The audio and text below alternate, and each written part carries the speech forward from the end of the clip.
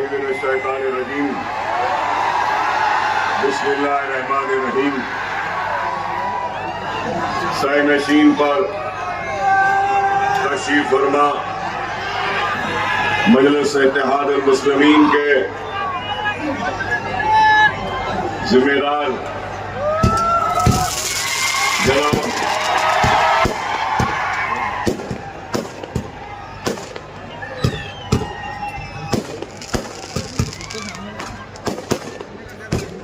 मजलिस इत्तेहाद मुस्लिमीन के जिम्मेदारान जनाब इरशाद जागीरदार साहब, जनाब शोएब मुल्ला साहब, जनाब इस्माइल पठान साहब और अंसारी पापा सर साहब, मजलिस इत्तेहाद मुस्लिमीन के बल्दी इंतखाबात में हिस्सा लेने वाले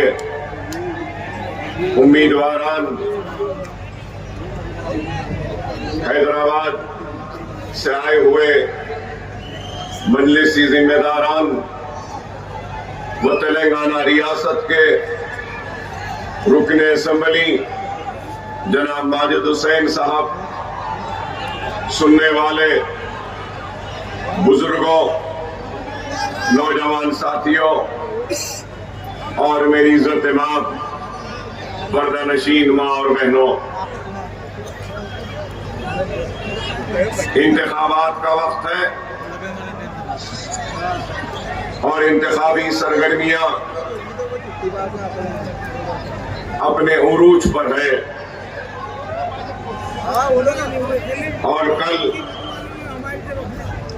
इंतखाबी अगर कोई चीज की है तो वो वोट की है और जमहूरियत में हर शहरी का हक है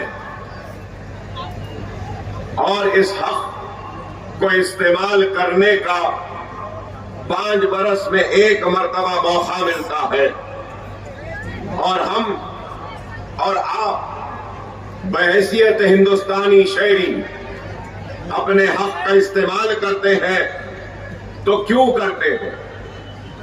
अपने हक का इस्तेमाल इस उम्मीद, इस तवक्को में करते हैं कि हमारा वोट हमारी आवाज बनेगा, हमारा वोट हमारी हक की लड़ाई लड़ेगा, हमारा वोट हमारे तहफ्फुज़ करेगा, हमारा वोट हमारे बस्तियों की खुशहाली की जमानत बनेगा, हमारा वोट हमको रोजी दिलाएगा, हमारा वोट हमको रोटी दिलाएगा, हमारा वोट हमको घर दिलाएगा, हमारा वोट हमारी इज्जत की हिफाजत करेगा, हमारा वोट हमारी मां और बहनों की इस्मत की हिफाजत करेगा, हमारा वोट हमारे मुल्क को खुशहाली की तरफ आगे बढ़ाएगा, हमारा वोट हमारे मुल्क को तरक्की याफ्ता मुल्क बनाएगा, हमारा वोट हमारी मईशत को, हमारी इकोनॉमी को मुस्तहकम करेगा, ताकतवर करेगा, हमारा वोट हमारे हर दुख को, दर्द को दूर करेगा और हमारे मुसीबत के वक्त हमारा मददगार बन के हमारा वोट हमारा तहफ्फुज़ करेगा। तो अंबानी, अडवाणी या अडानी या फिर टाटा, बिरला या अकबरुद्दीन ओवैसी या नरेंद्र मोदी, सबका वोट बराबर। पैसे वाले का वोट कोई ताकतवर नहीं, जितना गरीब के वोट में ताकत है उतना ही एक रईस, एक अमीर के वोट में भी वही और उतनी ही ताकत। ये हमारे दस्तूर की खूबसूरती है कि हमारे दस्तूर ने, कॉन्स्टिट्यूशन इंडिया ने हम सबको बराबर का हक दिया। इस दस्तूर ने वोट का बराबर का हक दिया तो इस दस्तूर ने अपने इबादत का भी बराबर का हक दिया। इस दस्तूर ने हर मजहब को वही हक दिया जो दूसरे मजहब को दिया। हमारे दस्तूर ने हर शहरी को यह हक दिया कि वो अपना मजहब अपने हिसाब से उस पे चल सकता है। हमारे दस्तूर ने इक्वालिटी की बात की, बराबरी की बात की। हमारे दस्तूर ने सेकुलरिज्म की बात की। हमारे दस्तूर ने हर मजहब को इस मुल्क में जगह दी, फलने फूलने और पनपने की। हमारे दस्तूर ने मनादिर को भी वही जगह दी जो मसाजिद को दी या गिरजाघर को दी या गुरुद्वारा को दी। हमारे दस्तूर ने माथे पे तिलक लगाने वाले को भी वही हक दिया है जो चेहरे पे टोपी पहनने वाले और चेहरे पे सुन्नत पालने वाले को दिया है। तो हमारे दस्तूर ने सिख को भी जो सर पे पगड़ी बांधता है वही हक दिया है। तो हमारे दस्तूर ने पारसियों को जो आग को मानते हैं उनको भी वही हक दिया। हमारे दस्तूर ने मजहब को मानने वालों को भी वही हक दिया है। जो मजहबों को नहीं मानते हैं उनको भी वही हक दिया।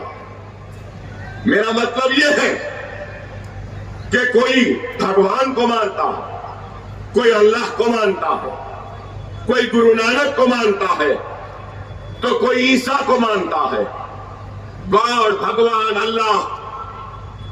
अगर कोई गॉड को ना माने, भगवान को ना माने, अल्लाह को ना माने, तो उसको भी वही हक है जो गॉड, अल्लाह और भगवान को मानने वाले को दिया। यह है दस्तूर। हिंदुस्तान, इंडिया, भारत, इस भारत में, इस इंडिया में कई जबानें बोलने वाले लोग हैं, कई मजहब को मानने वाले लोग हैं, कई कल्चर्स को मानने वाले लोग हैं। अरे हिंदुस्तान एक ऐसा गुलदस्ता है जिसमें हर किस्म के फूल हैं, हर किस्म की खुशबू है, हर किस्म की एक मोहब्बतें हैं। लेकिन आज बाज लोग इस मुल्क के खूबसूरत गुलदस्ते को, फूलों को तोड़ रहे हैं, मसल रहे हैं और सिर्फ यही कहना चाहते हैं कि ये मुल्क सिर्फ एक मजहब के मानने वालों का है। या बाज लोग ये भी कह रहे हैं कि ये मजहब सिर्फ हिंदुओं का है। लेकिन मैं आज यहां खड़े रहकर हरगिज़ और कतई ये बात नहीं कहूंगा कि हिंदुस्तान सिर्फ हिंदुओं का है या सिर्फ मुसलमान का है या सिर्फ सिख का है या सिर्फ ईसाई का है या पारसी का है। हिंदुस्तान, इंडिया, भारत सबका था, सबका है और सबका रहेगा। भारत, इंडिया, हिंदुस्तान किसी के बाप की जागीर नहीं है। यह हिंदुस्तानियों की जागीर है, हर मजहब के मानने वालों की जागीर है, भगवान, अल्लाह और गॉड को मानने वालों की जागीर है, हिंदू राष्ट्र कहने वालों की जागीर नहीं है। ये आज इस मुल्क को मजहब के नाम पर न सिर्फ बांट रहे हैं बल्कि मजहब के नाम पर इस मुल्क को कमजोर कर रहे हैं। इनको मजहब से भी कोई मोहब्बत नहीं, इनको इस मुल्क से भी मोहब्बत नहीं। इनको मोहब्बत है तो सिर्फ अपने कुर्सियों से, अपने इख्तिदार से। आज आप बताइए कि हिंदुस्तान की तारीख में एक नई तारीख का आगाज उस वक्त हुआ जब 2014 को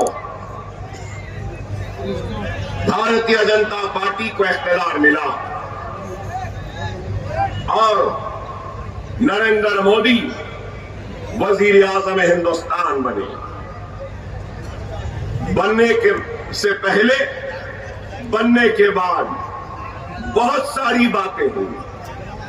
मैं उन बातों को दोहराना चाहता हूं और दोहराना इसलिए चाहता हूं कि इंसान की फितरत होती है, ह्यूमन टेंडेंसी है कि उसकी याददाश्त बड़ी कमजोर होती है। रोजमर्रा की जिंदगी के चैलेंजेस, रोजमर्रा की जिंदगी के जरूरतें, रोजमर्रा की जिंदगी के परेशानियां, रोजमर्रा की जिंदगी की जिदोजहदें इंसान की याददाश्त को कमजोर कर देती हैं। आपको याद दिलाऊं, क्या सबसे पहले यही नरेंद्र मोदी ने क्या ये नहीं कहा था कि हर एक के खाते में 15 लाख आएंगे? क्या 15 लाख आए? नहीं, मैं आपसे नहीं पूछ रहा हूं। हमको तो 15 पैसे भी नहीं मिलेंगे। हमको मालूम है, हमको तो नहीं चाहिए। अगर तुमको जरूरत है तो बोल दो, हम मुसलमान अपने जेब से 15-15 पैसे तुमको दे दें। मगर जिनसे वादा किया था 15 लाख आएंगे, क्या 15 लाख आए? सबका विकास, सबका विश्वास, किसका विकास हुआ? क्या सबका विकास हुआ? पहले शौचालय, बाद में दीवाले बोले, देवाले। क्या शौचालय बन गए? क्या 15 लाख आए? अच्छे दिन आए? क्या विकास आया? क्या विश्वास आया? क्या शौचालय आए? विकसित भारत। कभी चौकीदार बन गए, याद होगा आपको। कभी चौकीदार बन जाते हैं तो कभी चाय वाले बन जाते हैं। ये मैं नहीं कह रहा हूं, लोग बोलेंगे कि मैं कह रहा हूं। या खड़े सहाफी, सहाफत की दुनिया से ताल्लुक रखने वाले, या बेकाबिल इम्तिहान लिखकर पुलिस सर्विसेज में ज्वाइन करने वाले पुलिस के लोग भी हैं। वो भी जानते हैं कि नरेंद्र मोदी साहब ने खुद कहा था कि मैं स्टेशन पर, मेरी एक बंडी थी, वहां पे चाय बेचा करता था। बुरी बात नहीं है। हमारे दस्तूर और जमहूरियत की खूबसूरती और ताकत को देखिए कि एक गरीब, एक रिक्शे वाला या एक चाय वाला भी हमारा वजीर आजम बन सकता है। यह हमारे दस्तूर की ताकत है, जमहूरियत की खूबसूरती है। कोई भी बन सकता। लेकिन आप बताइए, इन्होंने और एक बात कही थी, बेटी बचाओ बेटी पढ़ाओ।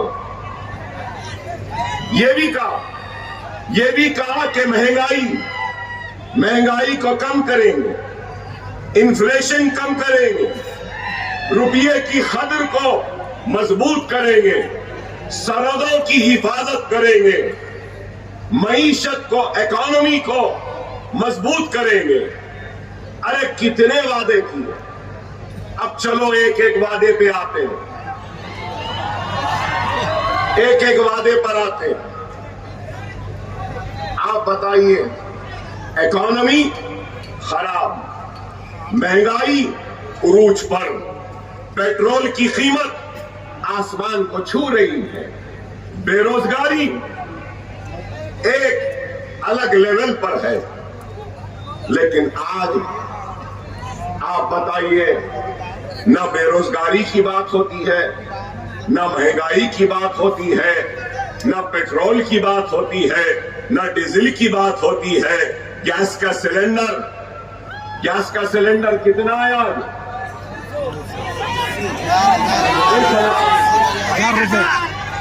1,000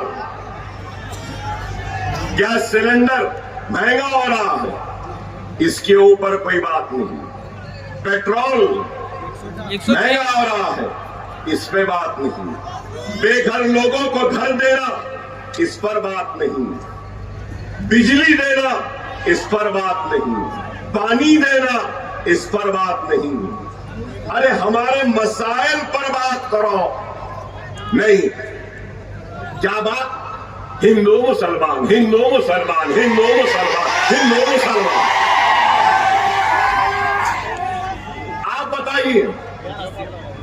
आप बताइए, साहिब समझ, अक्लमंद लोग, पढ़े लिखे लोग, इस मुल्क से मोहब्बत रखने वाले लोग, इस मुल्क के लिए अपनी जान की बाजी लगाने वाले लोगों से मेरा सवाल है, क्या मुल्क का मसला हिंदू मुसलमान है या मुल्क का मसला मुसलमान है? अरे मुल्क का मसला सबसे बड़ा ये है कि नौकरियां नहीं मिलती डिग्रियां रहने के बावजूद भी।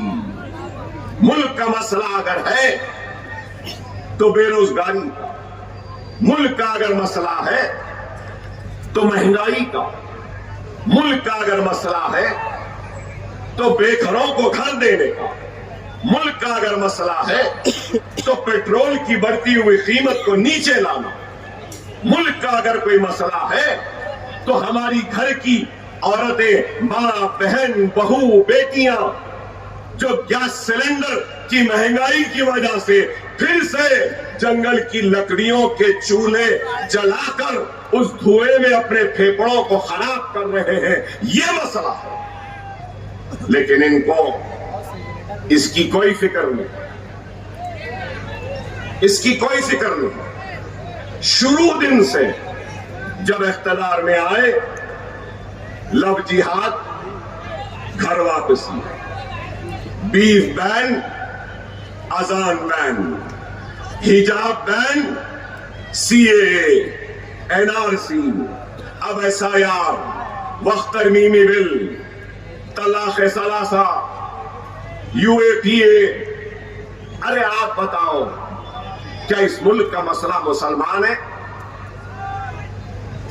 अरे मैं यहां लोग समझेंगे कि मैं मुसलमान की बात करने आया हूं, नहीं। मैं अपने मुल्क भारत की बात करने आया हूं, अपने देश इंडिया की बात करने आया हूं। और मैं इस मुल्क के हर शहरी की परेशानी की बात करने आया हूं। मगर ये सिर्फ कभी लव जिहाद, कभी घर वापसी, कभी बीफ बैन, कभी मॉब लिंचिंग। लिंचिंग क्या मतलब? टोपी पहन के जा रहा है, घेर के मार रहे हैं, दाढ़ी है तो मार रहे हैं, गोश्त लेके जा रहा है तो मार रहे हैं। क्या है बताइए? जब जब इस मुल्क ने इस मुल्क के वजीर आजम से सवाल किया कि मेरे रोजी का क्या हुआ, तो उन्होंने क्या किया? लव जिहाद, घर वापसी, अदाब बैन, हिजाब बैन बोल के मुल्क को उलझा दिया और मुल्क को आपस में लड़ाने की एक नई साजिश, नया मंसूबा, नए एक चीज को पैदा कर दी और फेंक दिया। खुदा मेरे प्यारे भाइयों, समझो इस बात को, नफरत के इस जाल में फंसो नहीं। मैं आज जो कह रहा हूं, सुनो इस बात को, मुझे नाज है, मुझे नाज है कि मैं हिंदुस्तानी हूं और मुझे फख्र है कि मैं ला इलाहा इल्लल्लाह मोहम्मद रसूलुल्लाह कलमा पढ़ने वाला मुसलमान हूं। ये मुल्क सबका है, मगर तुमसे कह रहा हूं, तुम इस मजहबी जुनून के इस जाल में मत फंसो। याद रखो, कानून एक मकड़ी के जाले की तरह है, कमजोर फंस जाता है, ताकतवर जाला तोड़ के निकल जाता है। तुम कमजोर नहीं हो, तुम ताकतवर हो, लेकिन तुमको अपने जोश को अपने काबू में रखना होगा।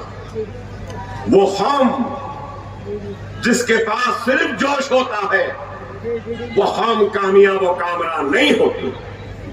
वो कौम जिसके पास सिर्फ होश होता है, वो कामयाब व कामरान नहीं होती।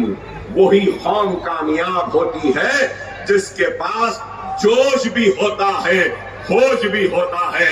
तुम्हारे पास जोश है और हम होश के साथ इस जोश को मंजिल मकसूद तक पहुंचाएंगे। यही क़यादतों का काम और यही काम हम करना चाहते हैं। खुदारा समझो इस बात को, अगर हम मुनज़्ज़म नहीं होंगे, मुत्तहिद नहीं होंगे, तो फिर हम सिर्फ चीखते चिल्लाते रह जाएंगे।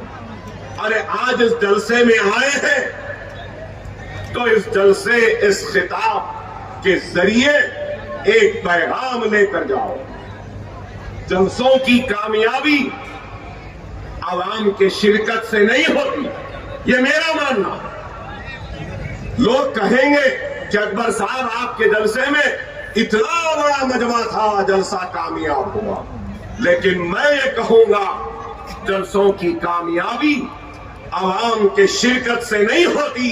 जलसों की कामयाबी एक कामयाब तकरीर से होती है, कामयाब पैगाम से होती है। वो पैगाम जो आने वाले लोग उस पैगाम को सुनकर, समझकर, उस पे अमल करते हुए उस पैगाम को लेकर आगे बढ़ते। और अगर मेरी तकरीर का अगर कोई पैगाम है, अगर मेरी तकरीर का कोई पैगाम है, तो सिर्फ एक ही है, वो है इत्तेहाद, इत्तेहाद, इत्तेहाद, इत्तेहाद, इत्तेहाद, इत्तेहाद, इत्तेहाद। प्यारे मुसलमानों, इत्तेहाद पैदा करो, सिर्फ यही। मेरे तकरीर का अगर कोई पैगाम है तो अपने मुल्क से मोहब्बत करो, मोहब्बत करो, मोहब्बत करो। अपने पड़ोसियों से मोहब्बत करो, मोहब्बत करो। ये मेरा पैगाम। नफरत का जवाब नफरत से देना जरूरी नहीं है, हम नफरत का जवाब मोहब्बत से देंगे, क्योंकि ये हमारे रसूलुल्लाह सल्लल्लाहु अलैहि वसल्लम की तालीम है। लेकिन कोई हमारे इस पैगाम को हमारी कमजोरी ना समझे। हम कमजोर नहीं, हम डरने या घबराने वालों में से नहीं, लेकिन हम दुश्मन के फैलाए हुए जाल में फंसकर, फड़फड़ाकर खत्म होना हम नहीं चाहते। हम लड़ेंगे, जमहूरी जिद्दोजहद करेंगे, लेकिन अपने पसंद के मुकाम पर, अपने पसंद के वक्त पे लड़ेंगे। जब तुम चाहे, जब हम नहीं लड़ेंगे। मैं मुकर्रर करूंगा वक्त, कब लड़ना, कैसे लड़ना। और जमहूरियत में याद रखो, सबसे बड़ी जंग, सबसे बड़ी ताकत, सबसे बड़ी कामयाबी क्या होती है? अपने नुमाइंदों को ऐवानों में पहुंचाना। आज मैंने अपने तकरीर के आगाज के वक्त कहा कि कई वजीर आजम आए, क्या हम मुसलमानों ने नेहरू को नहीं आजमाया? क्या हम मुसलमानों ने इंदिरा को नहीं आजमाया? क्या हम मुसलमानों ने लाल बहादुर शास्त्री को नहीं आजमाया? क्या मुसलमानों ने राजीव गांधी को नहीं आजमाया? क्या हम मुसलमानों ने मुरारजी देसाई को नहीं आजमाया? क्या हम मुसलमानों ने क्या वीपी सिंह को, चंद्रशेखर को, आई के गुजराल को, देवेगौड़ा को, मनमोहन सिंह को, पीवी नरसिम्हा राव को, सबको आजमाया?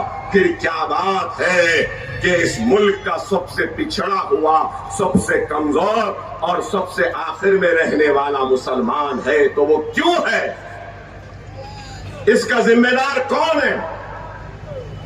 अगर आज मजलिस इत्तेहाद अल मुस्लिमीन बिहार को जाकर जीतती है, मजलिस इत्तेहाद अल मुस्लिमीन आज महाराष्ट्र में जीतती है, मजलिस तेलंगाना में जीतती है, मजलिस आंध्रा में जीतती है, मजलिस कर्नाटक में जीत रही है, सारे हिंदुस्तान में मजलिस के लिए लोग हाथ फैलाए, इस्तकबाल के लिए बेचैन है, तो क्यों है? अरे इन लोगों ने हमारे साथ नाइंसाफी की, इन्होंने हक तलफी की, हमारे हक से हमको महरूम रखा और हमारे बच्चों को तालीमी दरसगाहों से दूर रखा, हमको रोजी नहीं दी, रोटी नहीं दी, हमको खुशहाली नहीं दी, बल्कि उल्टा 50,000 फिसादात का तोहफा हमको दिया।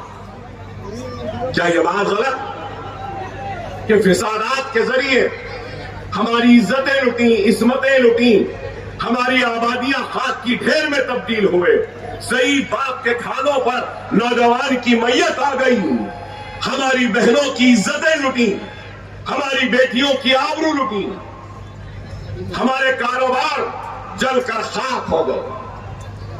अरे ये लोग ही जिम्मेदार। मलियाबाद का फिसाद किसके दौर में है? अहमदाबाद का फिसाद किसके दौर में हुआ? जबलपुर का फिसाद किसके दौर में हुआ? भिवंडी का फिसाद किसके दौर में हुआ? ये बंबई का फिसाद किसके दौर में हुआ? रोहतला का फिसाद किसके दौर में हुआ? आगरा का फिसाद किसके दौर में हुआ? अजमेर का फिसाद किसके दौर में हुआ? जमशेदपुर का फिसाद किसकी दौर में हुआ? 50,000 फिसादात का तोहफा देने वाले का नाम कांग्रेस है। क्या इस बात से इनकार करेंगे? अरे हर किसी ने हमारा इस्तेसाल किया, इस्तेमाल किया, उसका नतीजा यह हुआ कि हम पिछड़ गए, कमजोर हो गए और आखिर में आ गए। इस हिंदुस्तान के सियासत के उफक पर कई जमातें हैं, कई पार्टियां हैं, बताओ क्या एक भी है जो तुम्हारा अपना है, जो तुम्हारी अपनी आवाज बनता है, जो तुम्हारी हक की लड़ाई लड़ता है, जो तुम्हारे नाइंसाफी पे आवाज बुलंद करता है, जो तुम्हारे जलते हुए बस्तियों पर पानी डालकर उस आग को बुझाता है? कोई है जो तुम्हारी लुटी हुई इस्मत पे इज्जत की चादर डालता है? कोई है जो तुम्हारे अदा को रोकने के मंसूबों को नाकाम करता है? कोई है जो SIR से तुम्हारे नामों को निकालने के साजिशों को नाकाम करता है? कोई है जो CAA NRC के खिलाफ आवाज बुलंद कर रहा है? कोई है जो तुम्हारी शरीयत पे हमला हो रहा है तो आवाज उठा रहा है? कोई है?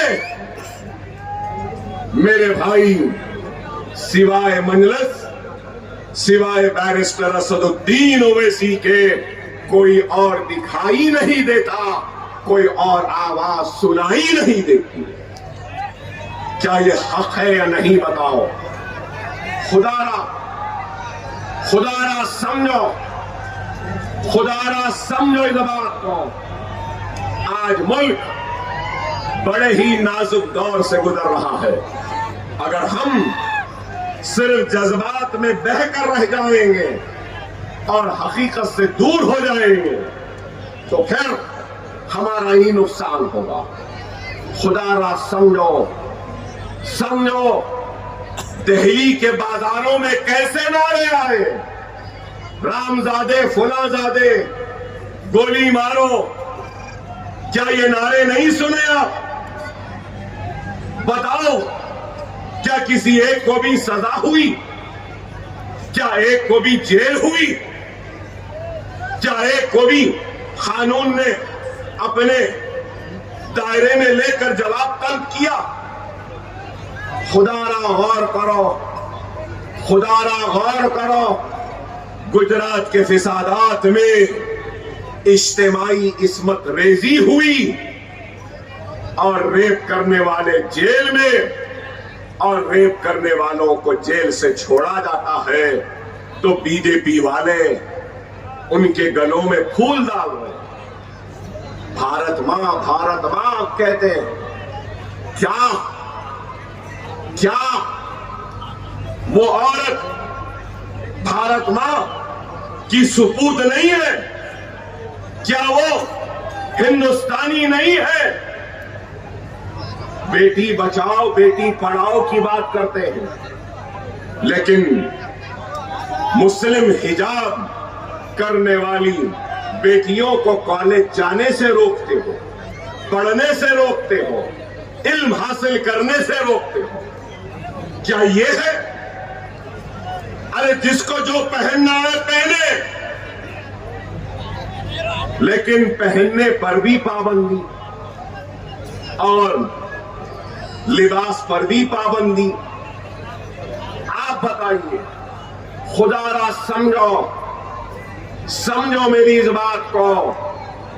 हमारा मिजाज ऐसे हो गया है कि बस आओ फर फर फर बोलो, जिंदाबाद जिंदाबाद नारे लगा दिए, वाह वाह वाह थालियां मार दिए, क्या खूब तकरीर करा, क्या बोला बाप, क्या बोला, बोले बस चले गए और कम्बल ओढ़े सो गए। ऐसे नहीं होगा, ऐसे नहीं होगा। खुदारा समझो, ये वक्त नाजुक है, ये वक्त नाजुक है। आज दुश्मन पूरे सरो सामानी के साथ तुमको तबाह, तुमको बर्बाद करने के लिए आगे बढ़ रहा है। खुदारा खुदारा समझो मेरी बात को, सुनो मेरी बात को कि ये मुल्क में क्या हो रहा है। आज हमको मारा जा रहा है, हमको पीटा जा रहा है, हमको जेलों में डाला जा रहा है, बुलडोजर के जरिए हमारे घरों को शहीद किया जा रहा है, हमारे मसाजिदों को शहीद किया जा रहा है, घरों को गिराया जा रहा है, शरीयत पे हमले हो रहे हैं, अज़ाब पे पाबंदी हो रही है, हिजाब को खींचा जा रहा है, हिजाब के नाम पे तालीम से महरूम रखा जा रहा है, हमको रामजादे या फुलाजादे कहा जा रहा है, गोली मारो गद्दारों को कहा जा रहा है। अरे गौर करो, अगर अब भी तुम उठना नहीं चाहते, मुनज़्ज़म होना नहीं चाहते, तो फिर कोई मदद करे तो कैसे करे? खुदारा खुदारा समझो कि मुल्क आज कहां जा रहा, किधर जा रहा। खुदारा समझो, मैं बार बार कह रहा हूं, समझो समझो मेरी इस बात को। वो बिलखिज़बानो पुकार रही है, वो इशरत जहां आवाज दे रही है, वो गुजरात में तबाह होने वाले तुम्हारे भाई तुम्हारे ऊपर नजर टिकाए देख रहे हैं। वो हिजाबी बच्ची जिसका हिजाब खींचा गया, वो तुम्हारी तरफ उम्मीद और आस के साथ देख रही है। वो बंद होती हुई अज़ाएं तुमसे सवाल कर रही है। वो शरीयत पे होने वाले हमले तुम्हारे ज़मीर को बेदार करने के लिए आज बेचैन है। खुदारा वो बुलडोजर जो तुम्हारी बस्तियों की तरफ बढ़ रहे हैं, क्या तुमको दिखाई नहीं देती? हमारे बच्चे जो जेल में हैं, क्या वो तुमको दिखाई नहीं देते? खुदारा अल्लाह के लिए बेड़ा रवि की जिंदगी तर्क करो। खुदारा मुनज़्ज़म हो जाओ, मुत्तहिद हो जाओ। पहली मर्तबा आपके शहर को आया हूं, पहली मर्तबा आया हूं, बार बार आने की ख्वाहिश को लेकर पहली मर्तबा आया हूं। आपके गम को बांटने के लिए बार बार आने का इरादा है। आपके खुशियों का हिस्सा बनने के लिए बार बार आने का इरादा है। दुनिया में बहुत लोग होंगे जिनके पास दौलत है, जिनके पास ताकत है, जिनके पास शोहरत है, लेकिन बहुत कम लोग होंगे जिनके पास इतनी मोहब्बत है।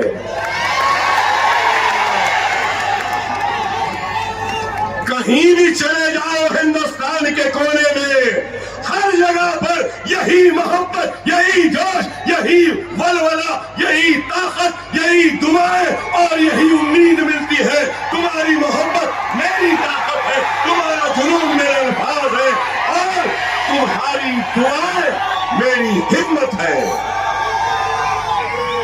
खुदा ना समझो मैं तुमसे हूं, मेरी क्या हैसियत, मेरी क्या बिसात, कमजोर आदमी हूं, एक गोली है, ना मेरे गुर्दे अच्छे हैं, ना मेरे फेफड़े अच्छे हैं, कमजोर हो।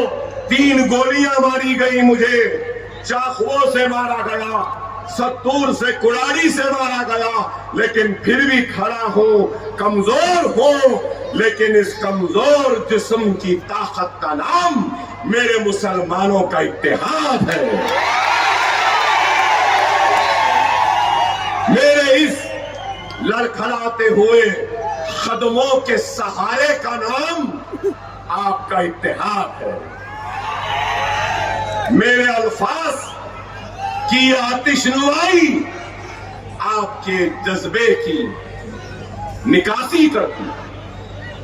खुदा रा समझो, खुदा रा मैं आज आपके दरमियान में अपनों के दर्द को बांटने आया हूं, अपनी नाइंसाफी व हक तलफी को बयान करने आया हूं। मैं इलेक्शन जीतने तो जरूर आया हूं, लेकिन इलेक्शन के साथ आपके दिलों को जीतने आया हूं। खुदा ना समझो इस बात को, इलेक्शन तो आते रहेंगे, जाते रहेंगे, लेकिन आज अगर हम अपने ख्वाब गफलत से बेदार नहीं होंगे, आज अगर हम एक नहीं होंगे, अगर हम अपने दूसरे मुसलमान भाई के लिए उठ खड़े नहीं होंगे, तो फिर आने वाली नस्ल हमको कभी माफ नहीं करेगी, कभी माफ नहीं करेगी। समझो इस बात को कि ये लोग आज हमको मुंतशिर करना चाहते हैं। और यहां पर मैंने आने से पहले सुना कि अजीत पवार साहब की पार्टी है और कई लोग उनकी पार्टी में है। ठीक है, हर एक का इख्तियार है, हर एक का इख्तियार है, वो चाहे जहां भी जाता है जा सकता है, जिसके पास भी जाना चाहता है जा सकता है, जिस किसी की तलवे चाटना चाहता है चाट सकता है, जिस किसी की धोती को पकड़ना चाहता है पकड़ सकता है, जिस किसी की टोपी को लेकर अपने सर पे रखना चाहता है रख सकता है। मैं कुछ नहीं कहूंगा, वो हर एक का अपना इख्तियार, मगर महाराष्ट्र की सियासत का सबसे करप्ट, सबसे बड़ा अल्लम गल्लम करके इधर का उधर का यहां का वहां का पूरा पैसा बटोर कर लूटने वाले लुटेरे का नाम अजीत पवार है।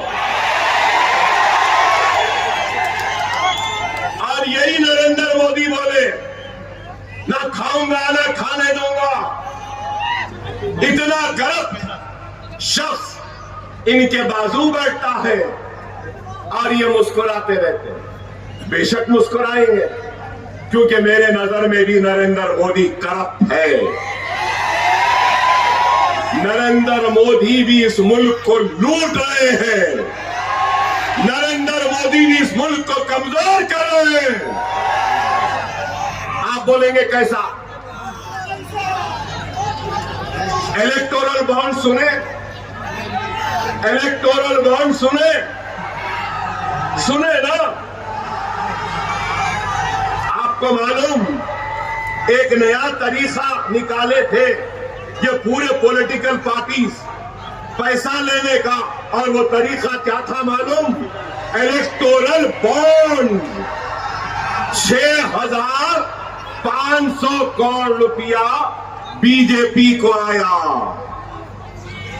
वाह, 15 लाख यानी है 6,500 इनके पास आ गए।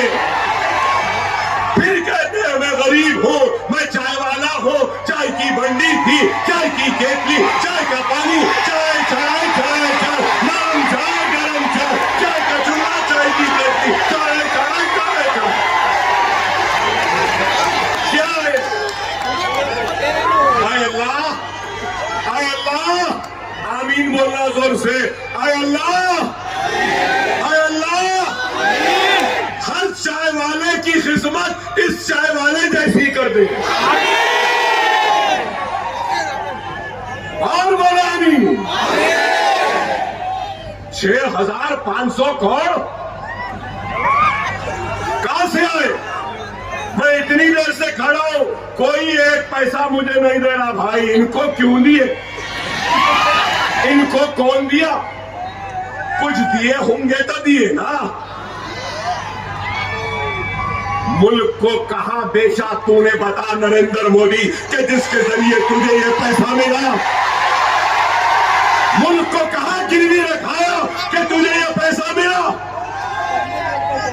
Trump my friend, Trump my friend, Trump my friend, Trump Trump Trump गले लगाए लगाए। ट्रम्प तारीफ 500 तक आ गया, एक्सपोर्ट 0 हो रहे, फार्मास्यूटिकल एक्सपोर्ट्स गिर रहे हैं, चाइना से ताल्लुकात खराब, अमेरिका से ताल्लुकात खराब, सोवियत यूनियन से ताल्लुकात खराब, बांग्लादेश से ताल्लुकात खराब, बर्मा से ताल्लुकात खराब, सबसे खराब। बताओ आप, यही बोले, यही नरेंद्र मोदी बोले, मनमोहन सिंह को बोले। मनमोहन सिंह साहब आपकी उम्र से ज्यादा हो गया। क्या ज्यादा हो गया? उस वक्त डॉलर 65 रुपया 60 रुपया हुआ तो बोले $1। मनमोहन सिंह आपकी उम्र से ज्यादा हो गया। Mister Modi, mister Modi, dollar 90 rupees 21 पैसा है। आपकी उम्र क्या है? आपकी उम्र क्या है मिस्टर मोदी? इसकी फिक्र नहीं। फॉरेन एक्सचेंज रिजर्व कम हो गए, रोजाना डॉलर बेच रहे हैं, सोना महंगा हो रहा है, पेट्रोल आसमान को छू रहा है, महंगाई आसमान को छू रही है, मगर मिस्टर मोदी क्या कर रहे? Trump my friend, Trump my friend, Trump my friend, Trump my. वाह, क्या है? इस वास्ते बोलते हैं। और फिर एक बात बोले थे, याद है? एक बात बोले थे, मैं तो फकीर हूं, झोला लिया चले जाओ। ओहो, क्या फकीर है? ओहो, झोला। अरे अब वक्त आ गया है, अब वक्त आ गया है। ये हिंदुस्तान नरेंद्र मोदी के झोले में एक चाय की केतली, चाय का चूल्हा, चाय का सिलेंडर, चाय का पानी, चाय के लिए जो सामान जरूरत देंगे और कहेंगे जा झोला ले ले लो, चले जाओ, हमारे मुल्क को अब तरक्की करने दो। तरक्की में सबसे बड़े रुकावट का नाम ये फकीर है। झोला लिया चले, कभी चाय वाला बन गया, तो कभी फकीर बन गया, तो कभी चौकीदार बन गया। चौकीदार भी बने थे, याद है? चौकीदार चौकीदार चौकीदार चौकीदार, क्या है बताइए? गले में सीटी है लेकिन चौकीदार सीटी नहीं बना रहा। आप सबसे कहूंगा, सब जने मिलकर हमारे आर्म फोर्सेस, हमारे फौजी, हमारे एयरफोर्स और नेवल के जितने सिपाही हैं, उन सबको हमको सलाम करना है। करेंगे ना? करिए। कि क्या काम किया ऑपरेशन सिंदूर में, बेहतरीन काम किया। घुस के मारी हमारी आर्म फोर्सेस, फख्र है हमको। मगर मिस्टर मोदी, तुमसे सवाल है, अब तक कोई नहीं करा। वो दहशतगर्द घुसे कैसा? हथियार लाए कहां से? हथियार लेकर आगे बढ़े कैसा? मासूमों पे गोलियां चला रहे थे। जब तक तुम्हारी इंटेलिजेंस क्या कर रही थी? चाय वाला चाय में मसरूफ था, इसलिए इसकी इंटेलिजेंस फेल हो गई। मासूम लोगों की जान चले गई। सैर तफरीह के लिए गए, शोहर बीवी बच्चों के सीनों पे गोलियां चली। कोई नहीं पूछता इस नरेंद्र मोदी से कि दहशतगर्द घुसा कैसा, दहशतगर्द हथियार लाया कहां से, दहशतगर्द वो गोलियां चलाया कैसा। ये नहीं बोलेंगे। अरे ये इसकी कमजोरी है। इकॉनमी तबाह, सरहदें। आज ये हमारे फौजी भाइयों का, मैं कहूंगा, कुर्बानी का नतीजा है कि आज हम इत्मीनान से हैं। अच्छा हुआ चौकीदार सरहदों की चौकीदारी पे नहीं गया। अगर ये चौकीदार चला जाता तो नहीं मालूम और क्या होता। अच्छा है चौकीदार, तू दिल्ली में ही रहे। अच्छा है चौकीदार, गले में वो सीटी डाल ले, विर विर फिराने दे। क्या हिंदुस्तान को ऐसे चौकीदार की जरूरत है, या हमारे सेना जैसे बहादुर लोगों की जरूरत है? बताओ। अरे ये लोग हर महाज पे नाकाम, और जब नाकाम होते ना तो बस हिंदू मुसलमान, हिंदू मुसलमान, हिंदू मुसलमान। ऐ नरेंद्र मोदी, ऐ मोदी भक्तों, ऐ गौ रक्षकों, सुन लो। तुम मुझ पर जुल्म कर रहे हैं ना, मेरे बस्तियों पे बुलडोजर चला के, मेरी अज़ा को रुका के, मेरे बच्ची का हिजाब खींच के, मेरे लफ्ज़ जिहाद के नाम पर मार के, मॉब लिंचिंग करके तुम मेरी इज्जतों को लूट कर जश्न मना रहे हो। सुन ले मोदी, ऐ जालिम सुन ले। चाहे तू कितना भी जुल्म कर ले, ऐ जालिम, तू थक जाएगा लेकिन हिंदुस्तान का मुसलमान नहीं थकेगा, नहीं थकेगा। ऐ मुल्क के लुटेरे, कितना लूटना है तो लूट ले।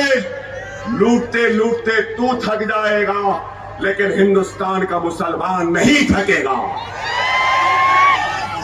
सुन ले मोदी, सुन ले मोदी भक्तों, सुन लो सुनने वालों।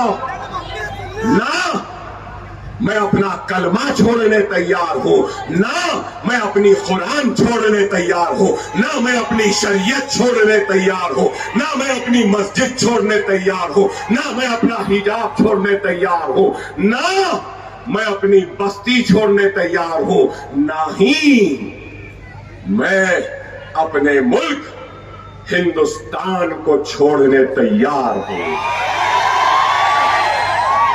ये मुल्क मेरा था, मेरा है, मेरा रहेगा।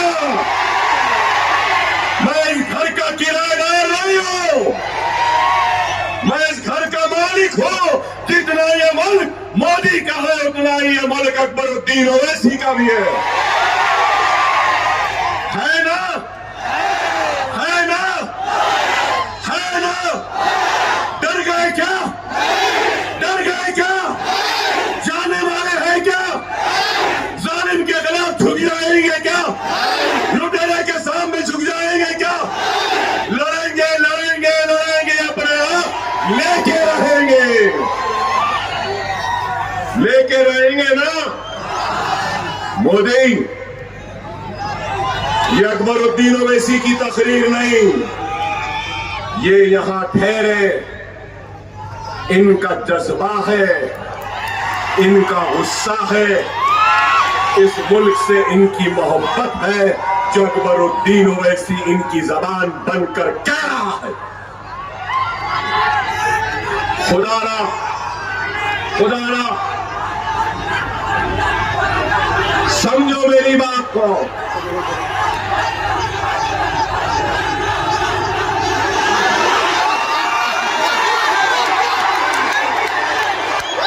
मैं तो बहुत जोर से बोला, और जब बोला तो सबकी हिल गई। अब आपकी बारी है, बोलो बोलो। तुम्हारी आवाज मेरी हिम्मत है, तुम्हारी आवाज मेरी ताकत है, तुम्हारी आवाज मेरा जुनून है, बोलो।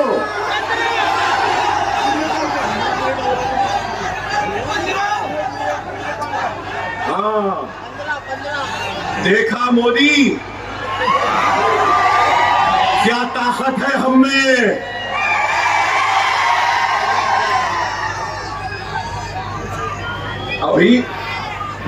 अभी 3 मिनट बाकी है।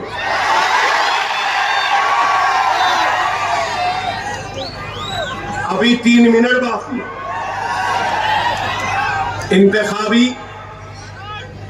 इंतखाबी सरगर्मियां कल कितने बजे? 5 बजे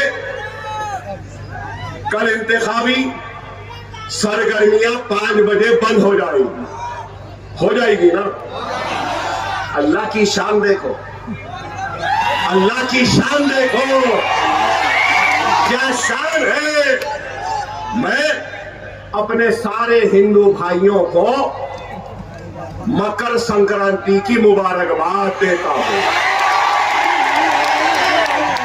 मुबारकबाद देता हूं। हमारे पुलिस के भाइयों को भी मकर संक्रांति की मुबारकबाद। कल 5 बजे के बाद कोई जलसा नहीं, कोई नारा नहीं, इलेक्शन कैंपेनिंग बंद हो जाएगी। लेकिन अल्हम्दुलिल्लाह, अल्लाह की शान देखो, मोदी होने दो, शिंदे होने दो, फडणवीस होने दो, पवार होने दो, सब पतंग फिराएंगे, सब पतंग फिराएंगे। पंजा नहीं दिखेगा, घड़ी नहीं दिखेगी, कवर नहीं दिखेगा, पतंग दिखते रहेगी, दिखते रहेगी, दिखते रहेगी। सही है ना? तुम हमसे छीन रहे थे, अल्लाह ने हमारी निशानी तुम्हारे हाथ में दी।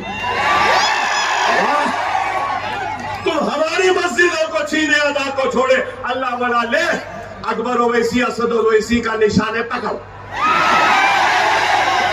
लिए। अब वो अलग बात है, खिलाना नहीं आता, कन्यादान नहीं आता, मांझा सूतना नहीं आता, ढील देना नहीं आता, खींच मारना नहीं आता। आओ हम बताते हैं कि कैसा मांझा सूते, इतनी देर अच्छा सूते नहीं सूते, सूतिए ना, अच्छा सूते ना, पतंग फिरा दिए ना। अब खाली क्या करना है, झुकाना है, खींचना है। कौन सी तारीख तोड़ डालना है? अरे जोर से बोलो, कौन सी तारीख? जोर से बोलो। बस एक ही दरखास्त है, 15 तारीख को 15 मिनट निकालना, घर से जाना, अपना तोड़ना। डालेंगे ना? 15 मिनट निकालेंगे ना? वोट डालने के लिए 15 मिनट निकालेंगे ना? 15 को मजलिस को कामयाब कर रहे। हाँ, नारे तकबीर, नारे तकबीर, नारे तकबीर। मजलिस इत्तेहादुल मुस्लिमीन, हिंदुस्तान, भारत, इंडिया। पतंग पतंग पतंग पतंग पतंग पतंग पतंग पतंग। सलाम अलैकुम।